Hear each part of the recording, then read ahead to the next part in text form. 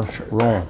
All right, man. This is it. Episode 19. Number 19? Dude, let me tell you, this was probably one of my favorite. And I'll tell you why. It's because they don't know, but we know. We just had... That I'm probably the best cook in Atlanta. Probably. I'm not going to lie. So far, nobody... Best comedian that can Best cook comedian cook. in Atlanta. Or cook who's a comedian. Both. Right. Interchangeable. But yes, we had an amazing meal. You cooked big old steaks. Perfectly cooked. Anybody who orders their steak medium well or higher, just quit life.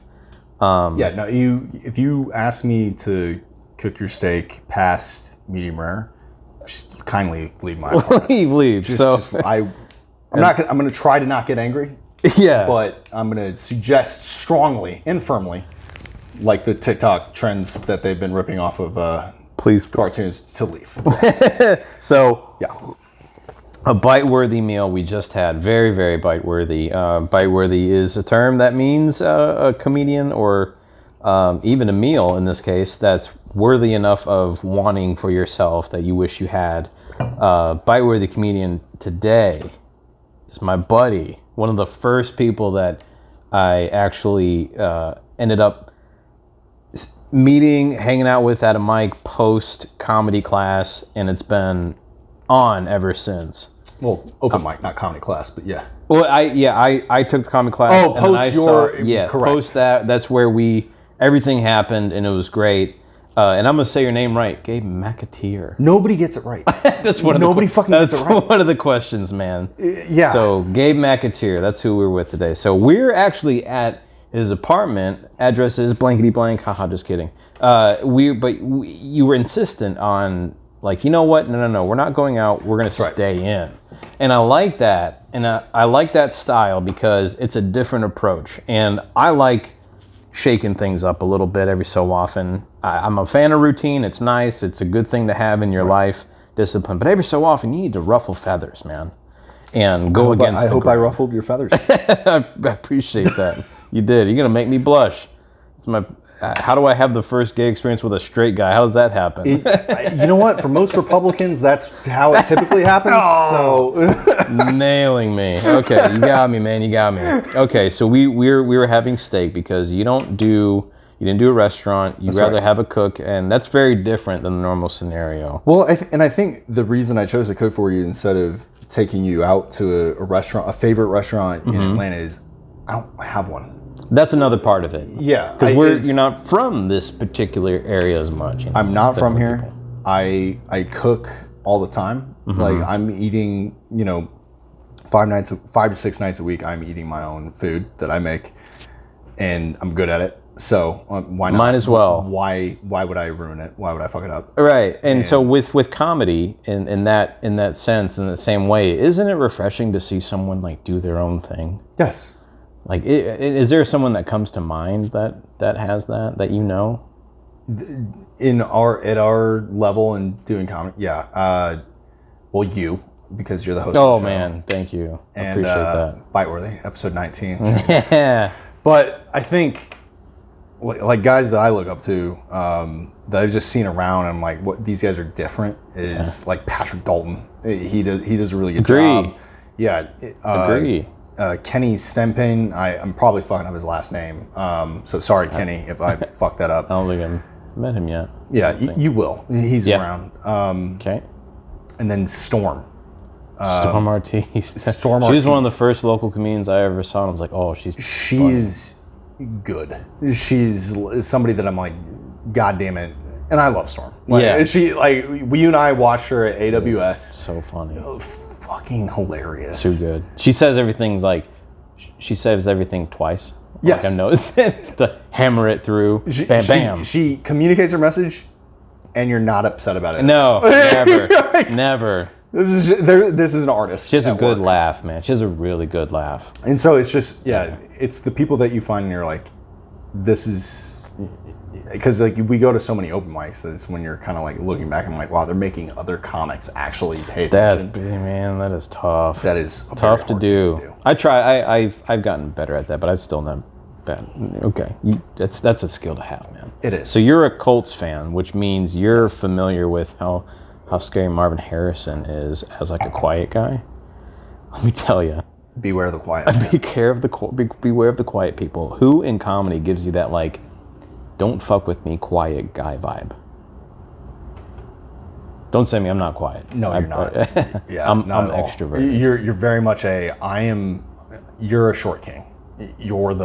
I'm small, but I'm going to talk to you. Yeah, that's I'm right. not afraid of you. That's right. That's a really good question. I think Jesse Martin is, because he's a good friend of mine, but like it took a while for us to like hang out and start like shooting the shit.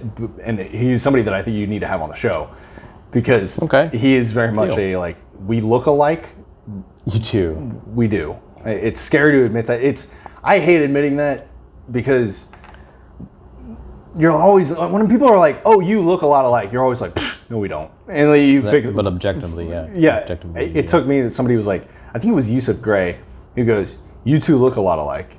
But he did it in his Mississippi accent. He's like, y'all look a lot alike. Yeah. And I was just like, no, we. And I looked and I was like, oh shit. Fuck.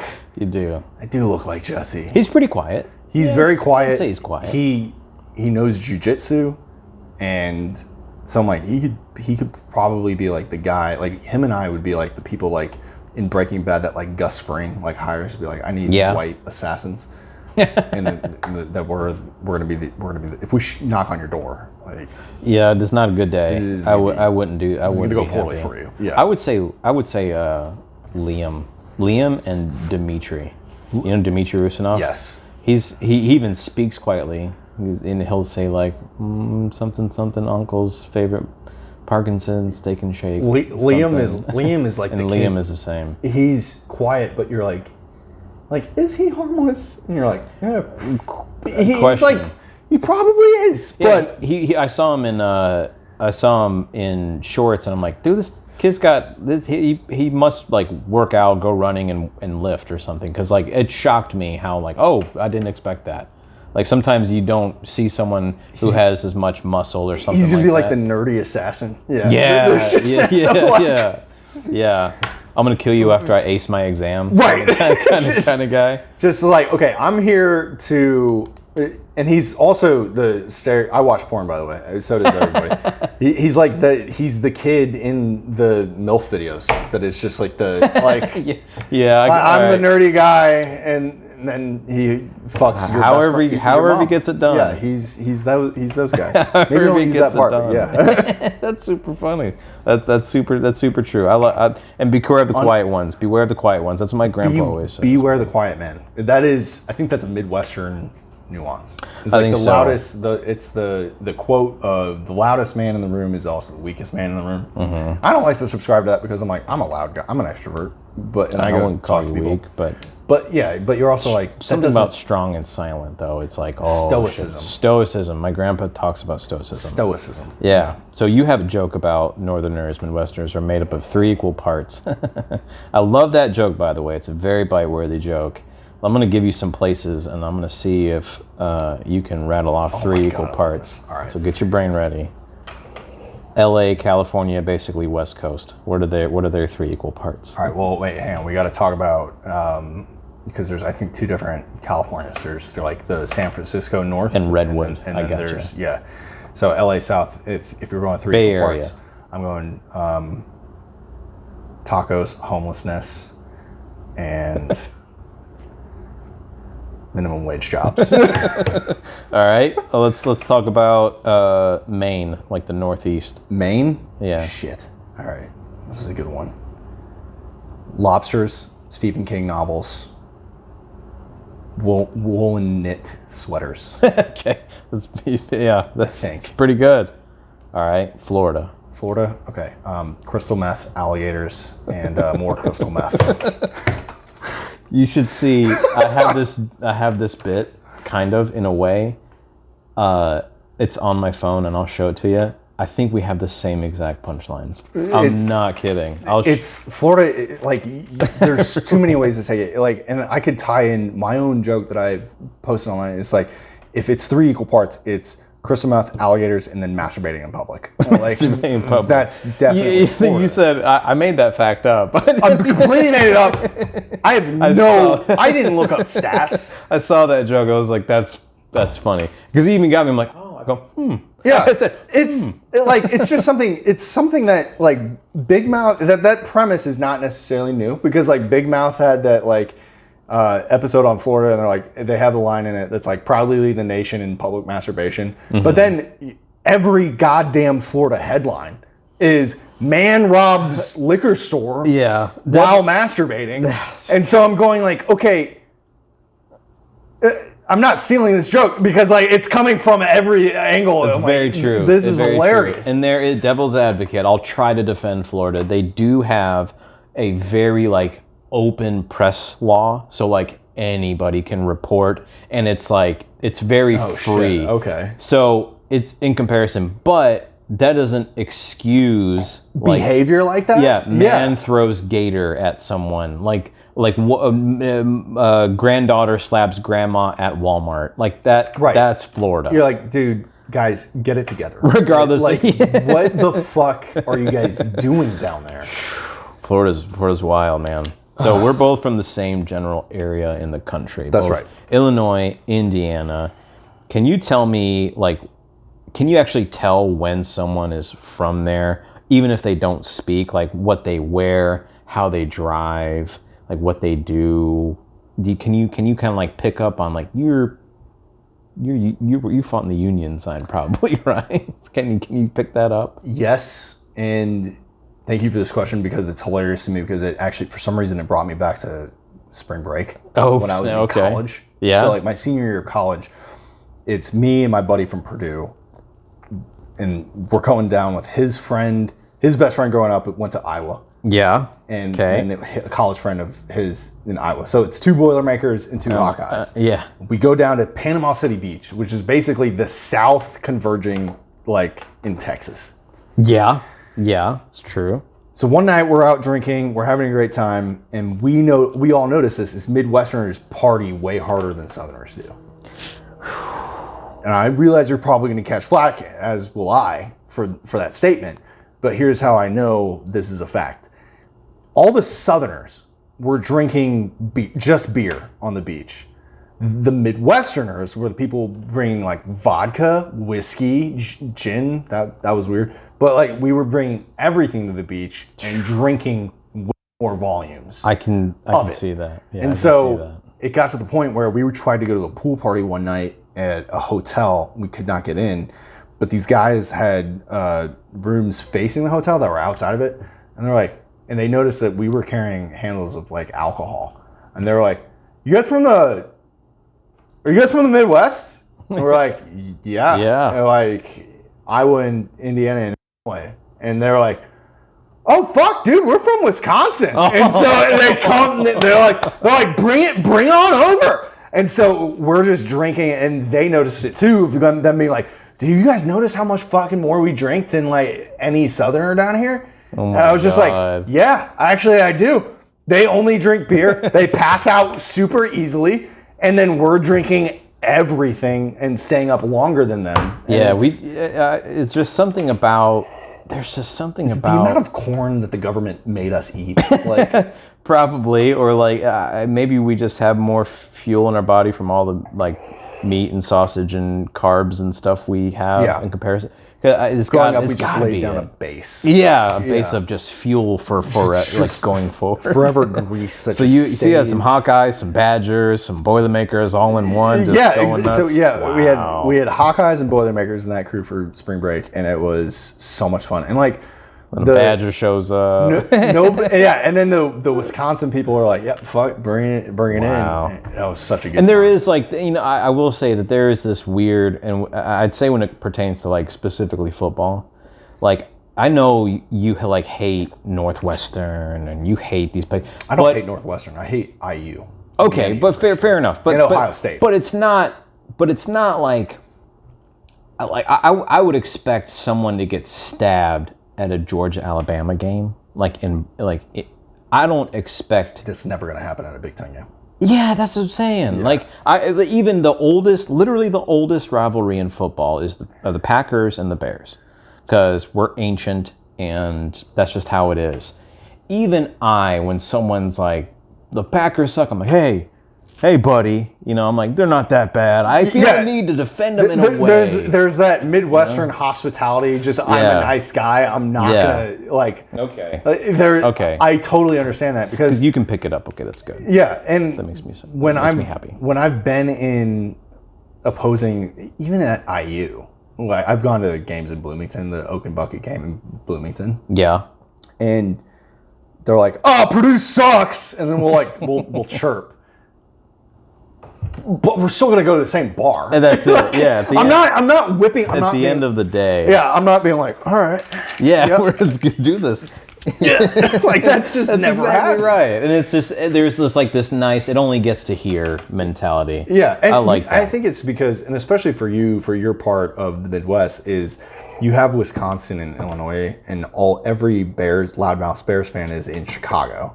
And then you have Wisconsin so close by, so you're going to get that Green Bay Chicago crossover. Yeah, and then then that bleeds into the north of Indiana, the region, and then very north. Yeah, Gary's full of Bears fans. Huge Bears fans. Yeah.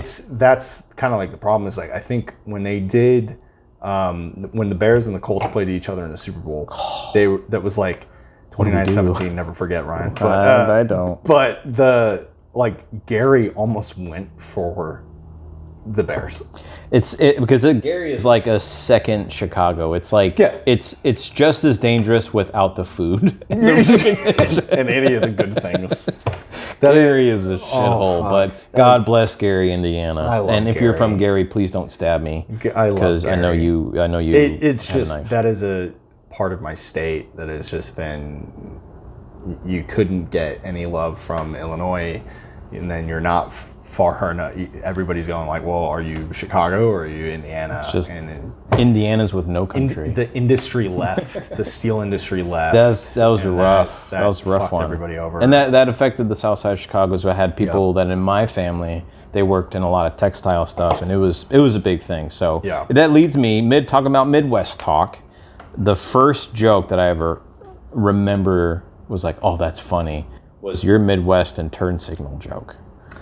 Wow, you're digging deep. Yeah, I don't even use that. Yeah, I know. Anymore. I figured I haven't heard it in forever, and it's funny. And what it reminds me of every time someone, because Mike Manzak has that Atlanta turn signal one. Yeah. Good joke. It's in pretty much one of his sets, pretty much all the time. He kind of keeps that joke fresh, and it's a good joke. But it reminds me of yours. Do you have is there a joke that you watched a comic and you're like, oh, that's funny. I'm going to remember that because it's relatable, or I remember that because it's funny, or I remember that because it's different. Is there a joke that you remember remembering? From another comedian? Yeah, or even a famous one, but like a local one or whatever. Yeah, nothing comes to mind at the moment. There are those moments of like, oh, I've thought that, and how come I didn't think of that joke first? Yeah. And I'm I will think of something later for film that you can put together. Yeah. Yes, but for some reason I can't think of anything It's hard to sometimes off the rip, as they say. But I think there was a joke, the first one that comes to my mind, because I'm a huge nerd, and I've said it before, and I play Dungeons and Dragons on my spare time at times, is when Christian said a joke about fantasy, like Middle Earth and Harry Potter and stuff. I was like, oh, that's so funny. That's so good. Yeah. And it stuck out to me, and I'll never forget that joke because of that. I think for me, it's a good one. One that there's several, by the way, but the one that comes to mind immediately after you said that was Mandel did, who's another person you should have on your show. I talked to Tevin. He's doing it. Yeah. Season 2. He did a joke at Church Bar about how your uncles are idiots for liking fake news, and I'm like fuck. Nailed. And I'm just like, got me, because my uncles arguably do the same, and I'm like, keep in mind we're in our own echo chambers. Like this is a separate conversation right. that is not going to be fun for anybody, but about analyzing the they're like, oh, liberals go here and conservatives go here for like news. That happens, but I'm like, yeah, he's like like just some of the things you hear from family members. You're just like, this is you're an idiot. Like, yeah. So I have an uncle that's not in QAnon, but he has said the words Nancy Pelosi many times. It's like there's it's just I got one of my uncles in a debate on like Thanksgiving or something like that. Like, of course, it's like with my family, over the Lions game, and he's a Bears fan too. That's the funny thing. It's late at night, and he said like, "Oh, fucking Nancy Pelosi," and I was just like, "Dude, what the?" Oh, come on! Like, all right, you're already lost. You said Shane Gillis had a really good bit about that. His Live in Austin kind of nailed it. So yeah, it's funny. Shane Gillis is that whole premise is like, I need to be joking. I should joke about my family a little bit more in that component, because these are people that I absolutely love dearly. But I do disagree with their perspectives on politics and life, and that's fine. That's cool. If you don't love love your conservative family members, it's fine. Like, I mean, if they have tattoos of certain sorts, maybe not. But it's just like we just have a different approach to ideas. It's like the fact that like people can't sit down and have a meal together anymore. That's sad. That sucks. Because that's one of the things that's gonna unite us is food. Yeah, exactly. I mean, like, just going to turn down a medium rare, perfectly cooked steak because you can. And at Thanksgiving, you should be able to talk about literally anything else than politics. Talk about fucking how bad the Lions are at football. Yeah. Talk about the fucking turkey that's overcooked. Just anything. Talk about grandma's new boyfriend. I don't care who you are. Turkey is overrated. What? I love turkey. I will eat it. And I appreciate it every Thanksgiving. I'm mad if it's not there, but it is overrated. It's an overrated meat. So what's your? I'm gonna turn this on you. What's your ideal like? If turkeys, what do you go for? Don't say ham. I'm a turkey plus ham or turkey plus steak Thanksgiving person. You guys have steak at Thanksgiving? We have. Okay. Not many times because they don't like to. We're talking about ruffling, literally ruffling feathers. They don't like to ruffle feathers. They don't want to fuck up the tradition sort of thing. But I can make a pretty good turkey, and I think the best Thanksgiving I ever had was the one that me and April had to spend alone because it just every plan fell through because of COVID and all this stuff. Yeah. And we cooked a literal feast for ourselves, and we're like, we're going to just enjoy this. We cooked everything from scratch. This is ours. Yeah, this is for us. It was great. Actually, it's the lack of people that would probably make it better. Yeah. At times. Not so much food. But yes, I think you avoided the awkward conversation between you and that family member that you don't agree with. And for me, I'm such a weird guy that I'm like, I love my uncles so much. Some of them are very conservative. I'm not. And I think, that's cool. We get into these political discussions and they're very provocative. They're very thought provoking, but they're also at the same time civil. Because it's at the same time when we're kind of wrapping up and like, we're like, everybody's like, all right, like some shit got said here. Yeah, whatever. Well, then it's like, all right, well, we're not going to not finish this poker game. And also, this bottle of Jameson is still sitting here. So we might as well drink it and talk about something else. I like that. That's a good one. So this next question is a simple one. Why is it so hard to pronounce our names? Shrilla and McAteer? Call me crazy. Am I just nitpicking here? No, the amount of people that have fucked up my name. Butchered. Ben got it wrong last weekend. Like he got it. Here's the thing. Ben, you got it right the very first time you ever introduced me on stage. Yeah. He was like, please welcome on stage, Gabe McAteer. And then it was second time McAteer. Okay. And then I hate when people try to think an I is in between the M and the C. So they're like, McAteer. Like, it's not that bad. Fuck, it's not that hard. It's not that hard. Yeah. Now I have, I got a devil's advocate for, I'll try and defend people. I have SCHR. I have 4 consonants in a row. I get that. You're borderline Polish. But you watch your mouth. Shut your goddamn mouth. You shut your mouth. I'm no dirty Polak. No, but I can see how mine would be more problematic than yours. But there's only two ways that mine is said, but nearly every time someone says it wrong. So either they say Skrilla or Sharilla.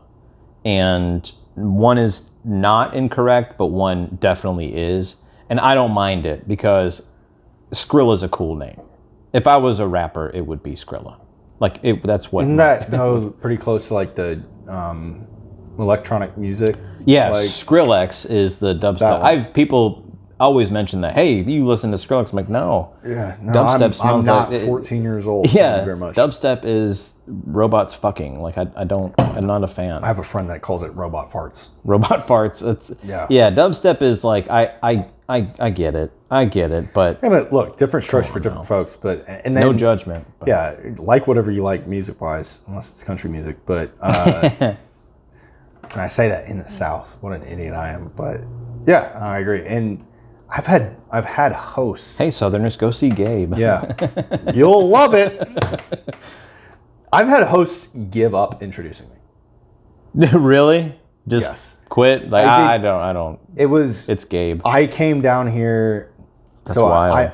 I've literally just finished up my rookie season, first year of comedy. Thank you very much.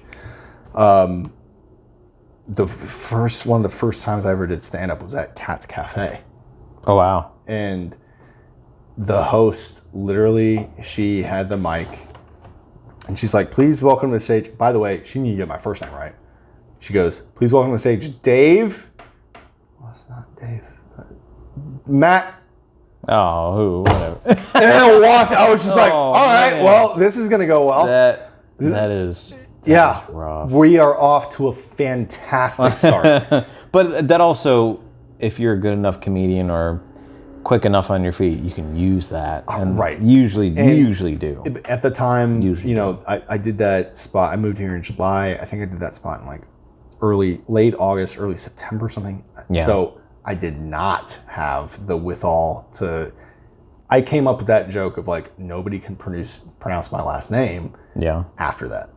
Okay, that makes sense. See, and then I've taken horrible things and turned them into bits. Like when I went before my first feature set at El Dorado, the week. Which, by the way, very good set. Thank you very much. I appreciate that. I very much enjoyed that. I prepped so hard because the previous week I didn't get, I think, a single laugh but one chuckle the whole thing, and it was Jeremy Bertariani's who's laugh. Also a very nice guy, sweet guy, and he's a fucking great comedian. He is a great comedian, yeah. Very underrated, and it was very shocking to get to know him and like, oh, this is what this person's like, yes. Outside of comedy. But his laugh, he has a very, and we discussed it on here, like he has a laugh that's like, haha, I thought that was funny, but nobody else did. He's like, meh, like I see what you did, but it failed. Yeah. Or like he goes, haha. Like, and sometimes it makes him laugh, but nobody else, like he thought it was really funny, and then like he's like, I like that, that's funny. So he has like an indicator laugh. He gave me one of them's like, nah, like it's like almost like a that was pity. it. Yeah, that was it. I was like, fuck. If Jeremy doesn't laugh at this, I know it's bad. So, but the fact that I bombed so hard gave me a joke about bombing, which did well. And I was like, wow, that's great. So I've been mulling over a joke, because your joke about bombing is about how it has to do with sexual assault or staying with an abusive boyfriend, right? Or yeah, I likened it to that, like performing back after you bombed at a place specifically is like, I feel like a girl taking back an abusive ex-boyfriend, like this time's gonna be different. So I go with like I've yet to do it, but I want to, because I bomb all the time at Noni's. Oh, I just don't do well there. I don't know why. But those are your away games, you know what happens. The away games where it's 62-0. The blowouts. Half. Yeah. But mine is just like, it's, and I'm flirting with using it because it's it's not like sexual assault. It's just being like, It's trying to convince a girl that you had sex with the first time where you nutted in 4 seconds to have sex with you the second time. You're like, Please just give me no. Trust me. Like, I figured it out. I know what to do. I know what moves to go for. I know how long to like go down on you. Like that. You're trying to work so hard. Like, come on. Just be like, all right, I know last week was rough, but come on, give me another try. I got it this time. Yeah. That's good. That's not bad, because it kind of is. You have to like, all right, crowd, I know last time was rough, and I've had that same feeling. I've had that same feeling about both in comedy and the other. Having sex with a woman. Yeah. I've done both of those. I think, literally and metaphorically. Probably every guy has. Yeah, I'm sure. It's got it. I mean, it's bound to happen. Can't be the only one. No. So being from Purdue alumni stock, yes. You how many Boilermakers have you drank in your life? Because it's a drink. Yeah, it is a drink. How many? Honestly, not many of them, because they're terrible. Boilermaker drinks, by the way, if you do not know what a Boilermaker drink is, it is a typically cheap well beer, just like Miller Lite, not well beer, but just Miller Lite or cheap domestic beer. Right, cheap domestic beer in a glass or a mug, and then but well whiskey, and you throw it in and you shoot it. So it's not very good. No. So not many of them, but I imagine. I'm also at Purdue. There's the Purdue bar. One of them is Nine Irish Brothers, which is a true Irish bar. The family from Ireland came over. They actually immigrated and settled in Lafayette and West Lafayette, Indiana. They started Nine Irish Brothers. There's one in West Lafayette, there's one in Lafayette, and then there's one in Indianapolis. The one in Indianapolis is, and in Indiana, you typically have like carryover bars. So you have like, Kilroy's. That's your IU bar. Because there's one in Bloomington, and that's I think where it originated. Fuck IU, though I don't want to know that. Understood. So then that spread to Indianapolis, and they're like, those are the IU Indianapolis bars. Okay. For Indianapolis and Purdue, it is Nine Irish Brothers. Okay. Wow. Okay. So you drink there. What's your go-to drink when you go to Nine Irish Brothers? When I go to Nine Irish, I typically go car bombs. No, I go with half and halves. Just, I believe that's Harp and Guinness in the same glass together. It's delicious. That's pretty good. So, but to answer your question, and this is also super offensive to my Irish roots, but the Irish car bomb, which is a horrible name for it, but it is a bomb shot, and it's a glass of Guinness or half glass of Guinness with Bailey's and Jameson. Mm-hmm. Yeah. Those are what I typically like to drink because they are very delicious. My buddies, despite the very offensive name to the Irish people. Yeah, it is a crazy thing with like the IRA and the history. It's wild. That's fucking nuts. Wild, crazy stuff. It's still we used to so drink many. Those way back when I did drink. We used to drink those and Jaeger bombs, and I can't even smell Red Bull without thinking of it. That was years ago. There are plenty decades of ago. drinks that I have completely ruined for myself because I drank them to overconsumption. Yeah, I think that's everybody. I mean, everybody's got to have that one that it's like, oh, I can't smell that. Usually people say tequila. Which is not a problem for me. I get why it is for a lot of people. I can Spring break, nice weather outside in college, your first week that you're there. Tequila is one of those drinks where there's this nice line where you have 2 or 3 of them, and you're like, oh, this is the best thing perfect ever. Buzz. Yes. And then one too many, you're just like, I am throwing up everything. I think you just described alcohol in general, but like maybe so. I think people overdo it with tequila. I don't know. I don't know what it is about tequila that. Yeah, I don't know. Maybe it just hits us gringos like harder. Maybe. I don't know. Yeah, I love tequila. I love a good margarita. I haven't drank it forever. But I want to ask you, this is not even a question that I wrote down. Since I can't do it and God hasn't graced me with such an impressive amount of testosterone, what's the secret to like a good beard? Genetics. So I'm inferior. Cool, yeah. Great. Yeah. Awesome. What does it feel like to be less of a man?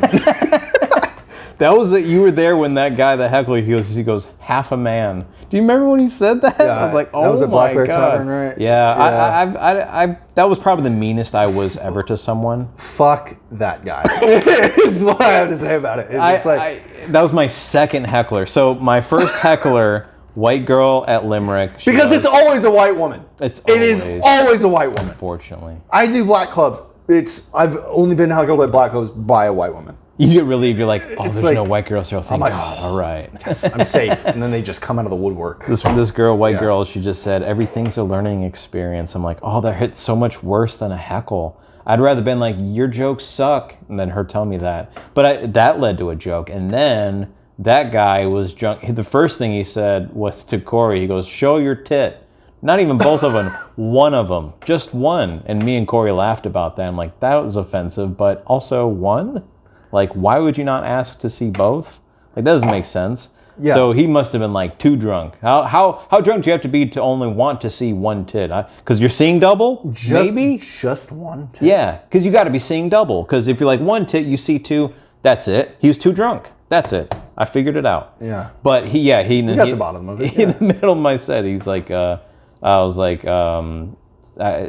something half, and he goes, I'm half a man. I was like, oh, or he's half a man to me. I was like, oh God, I don't even know how to handle that. I didn't even get mad because he was so drunk. That's the thing. Yeah. When someone's, I imagine, I take it like a cop would. Like a cop, if someone's like, fuck the police, fuck you, I hate you, I'm gonna kill your family. You're like, all right, I'm just gonna let it. I'm gonna let the people around him take care of it before I do. Yeah, we're just gonna cuff you. So I did. You're good. I did a gay bar, and it was a great show. It was a great time. But there was one guy that was just he was just so drunk that I engaged him, frankly. Oh, and it went fine. But then I go on to do another bit. He stays quiet, but then he re-engages and he like tries to like finish the conversation. Oh, yeah. And so I'm about to be like, he wasn't mean at all. Yeah. He wasn't heckling.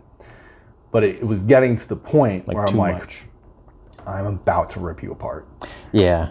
And luckily, and just thankfully, I didn't. I just made the right choice to just be like, look, that's this guy's good. Hammered. Yeah. You got to forgive him because and this is a PSA. This is turning into a PSA. Please don't get too drunk ever. Just there's very few occasions ever where you need to get drunk. I can't think of many except maybe New Year's or like, I don't know, if you're going some serious emotional damage or something. Don't get drunk. Don't get drunk. Yeah, don't just get drunk. Have a drink. Don't catch get a drunk. Buzz. Ride the wave for a second. Leave it to professionals. Yeah. Like Gabe McAteer. Pro drunk. So we'll live there, but I want to ask, and I started doing this at the end of everything before a plug is, do you have any questions for me? Do you have anything for me? Because I never asked that before until several episodes ago, and I was like, you know what? Do you have anything for me? If you don't, that's okay. Just a couple, but sure, fire away, man. Why do you look like you're my son, but you're 10 years older than me? I don't know, because I'm, like you said, 9 years older than I'm me. the Benjamin Button of comedy. I'm a child and a man. He's the Benjamin Button of comedy. You're not a child. No. You're just like, you're 36. Yeah. I know, man. You know. Look 16. I know. It's true. It's because I don't. I'm 27. I look 67. We're the opposite. We are the yin and yang of looking older and looking younger and being older and being younger. Frankly, I don't understand. I'm concerned for your health. They say that short people live forever, and I get it, because if you've seen like an old Asian woman who's like 4'9", you do not get to have the Asian woman genes. No, but it's just the shorter. You know, it's funny. 3 people said that, well, you live longer, like as if it's a fact. And I think it might be, because if they're like, hey, take the life expectancy of someone who's over 6 foot, literally measured against someone who's under 5'7", the people live longer that are shorter. And I guess by a few years probably or something. But multiple people have said that. It can't be by much. Yeah. Well, 5 years, 4. You're getting stepped on. You get lost in between cracks on the sidewalk. Let me tell you, I would give up a decade if I get average height. I would give up 10 years. How actually tall are you? 5 foot 5 inches tall. 5'5"? Okay. When I say I'm the 4th shortest male comedian, I'm not kidding. I really am. In order: in order who aren't either in a wheelchair or shortest? midgets. Yeah. It's Jesse Suggs. Okay. He goes up on the skull sometimes. He's not too active, but he's funny. Some guy named Sam, 5'2". Andrew Stein is 5'4". Love Andrew Stein. Funny little Jew. Love him. Love you, Andrew. Yeah, and then there's me. So I was you three. You guys are small. Yeah. Short, man. But yeah, he got me. Daniel Delano's 5'7". I'm like, how? And I thought he was shorter than me, but it's because he's thin. He just seems perceived smaller. But I was like, oh, and I walked up to him. Like he's taller than me. Daniel's lifting too, like now, and so I'm like, he's gonna come to like a comic club one day, like we're gonna be gone. He's just gonna be like that. Yoked. I hope so. I can't wait for it. Let me tell you, I used to be that thin, and I hated it. He's gonna be shredded. Yeah, and we're just gonna be like, I hope it works. What the fuck happened to Danny? and he's got youth on his side. He's only 21. Oh yeah, he's killing the game. Yeah, he's doing just fine. Yeah, so. he's doing great. I don't know why I look so young. I can't. You know, I have a joke that's been going around. It's been doing well at places because I say I'm the diversity hire everywhere I go because I'm like one of 6 straight white comedians who don't suffer from clinical depression or anxiety. Yeah. And I have a great relationship with my parents. And I'm like, guys. Yeah. So I'm the diversity hire everywhere I go. Decent credit. Also. Yeah, exactly. Yeah. You can run with that. That's funny, dude. And so I'm like, that's funny. Yeah, all right, that works. Well, also, I did think of one other thing. What? You can use this for footage for while you're editing. Sure. This, as far as quiet guys go, yeah. He was like, this is another good friend of mine, but he was very quiet to beware of. Dominic Smith. Oh, Dom is quiet, and I talked about that because like he seems so unassuming and nice in them, but when he goes mean, he can go hard. I saw him at Saddle Up, which is Matt Tamburini's room. Everybody go check it out. Great room. Matt Tamburini is a genius. I hope I'm getting your last name correct. Yeah, Tamburino. Tamburino. You got it. For some reason, like the white woman, of course, started yelling out at him. And I saw a side of Dom I've never seen before. No. He went from quiet, calculated, almost, because Dom, to me, has a Anthony Jeselnik kind of way about him. He's very smart. He's very well put together. He's very articulate. And he's here to do his jokes. Yeah. He unleashed another side. I wish I was there. I'm gonna call him back. Ask him about that. I was like holding Khalil White back, what's happening? This is amazing.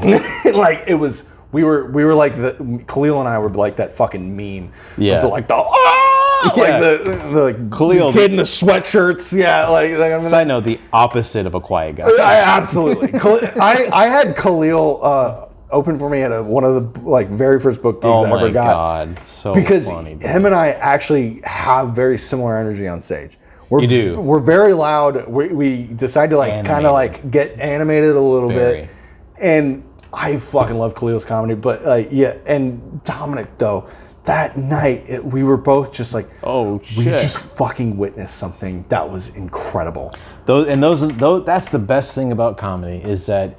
Sometimes it's just it happened at one show, or there was one mic, or there was one joke, or there was one instance where I was like, a glass is gonna fall right now, and one does. You're like, what is going on? Yeah. And Kendall, those are the best. Kendall Devon was there, and me and Dominic did Monticello's. That's the trio, man. That's the trio, baby. You mentioned it in the story. I was like, I need to bring it up too. Dude, that was such a good time. We did comedy in a fucking bakery. It made no sense. But that's where we all kind of originated. Is me, you, Dominic, and Kendall, and those guys have been my friends too. It was in Vanetta's the Atlantic comedy scene at Vanetta's Mike. Yeah. We had a great time. It was a great show. And Kendall and I were both also witnessing Dominic's massacre of so he just laid into white this woman lady who totally deserved it. Oh, wow. All of them do, by the way. Oh, that's all of them do. see, that's the all of them do. But when a heckler is, or when someone's being mean, or someone interrupts a heckler or whatever it is in the crowd or anything, and they deserve it, and the crowd is on your side as soon as the comics beats out, let it fly. Man, there I was at the worst. I'll end with this, and then we'll plug your stuff. Is that the worst one I ever saw was at Felipe Esparza's show. And it was, this is why I always go to the Late Show, because they're always fun. Steve Byrne, someone threw ice at him at the Late Show at the Punchline, and we laughed about it. It was great. He diffused it. It was good. But at Felipe Esparza's show, this woman got so drunk, faked the fact that she was on the guest list, was drunk, so drunk that she walked into the green room before the show started. No. And then she stood she was drinking through the opener and feature. And then during Felipe's set, she was like, she got up and was like, "Excuse me, senor," and she started speaking Spanish. And he let it go for a second, and then she louder and like verbally out loud interrupted the whole show where people were like looking back like that.